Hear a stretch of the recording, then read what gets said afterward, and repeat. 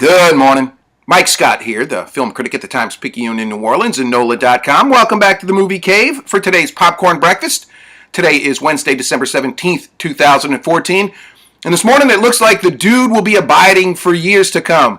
The Coen brothers' cult classic comedy, The Big Lewbowski, has been announced of one of 25 new films added to the Library of Congress's National Film Registry. Addition to the list ensures that films will be preserved for years to come.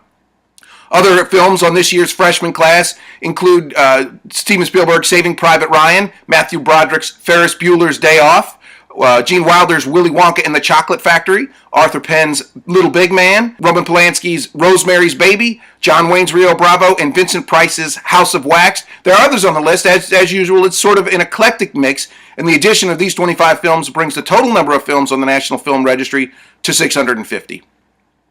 Moving on a little bit, a bit of a casting note involving Tessa Thompson. You remember the 2014 has been a good year for her. She had a breakout role in the race-based comedy Dear White People. She also landed a role in Ava DuVernay's forthcoming civil rights drama Selma. And now she's landed a role, the female lead, in the upcoming Rocky spinoff Creed. This is the film that's going to be directed by Fruitvale Station director Ryan Coogler. It's going to star Fruitvale Station actor Michael B. Jordan. He's going to play the grandson of Apollo Creed. You remember the longtime foe of Rocky Balboa, who eventually turned ally.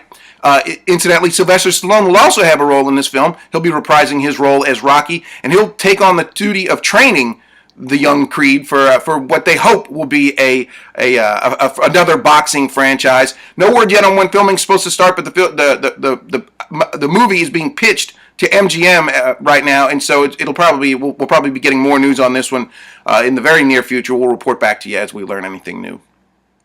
And then finally today, Carmike Theaters has become the first U.S. cinema chain to cancel its planned exhibition of The Interview. That's the controversial comedy, of course, starring Seth Rogen and James Franco. That's believed to be the source or the motivation for the hack attack against Sony. Earlier this week, the group claiming responsibility for that hack attack posted a message warning theatergoers to stay away from the movies on Christmas, or at least stay away from The Interview. They also invoked the specter of 9/11 in that message. Now, the Department of Homeland Security says there's absolutely no credible threat right now of any kind of an attack against theaters, although Sony Pictures left it up to theater operators as to whether or not they wanted to pull the film. Carmike, as I said, becomes the first film to do so.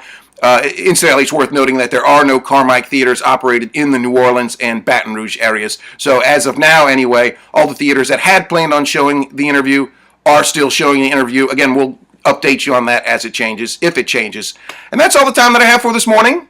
Enjoy the rest of your Wednesday.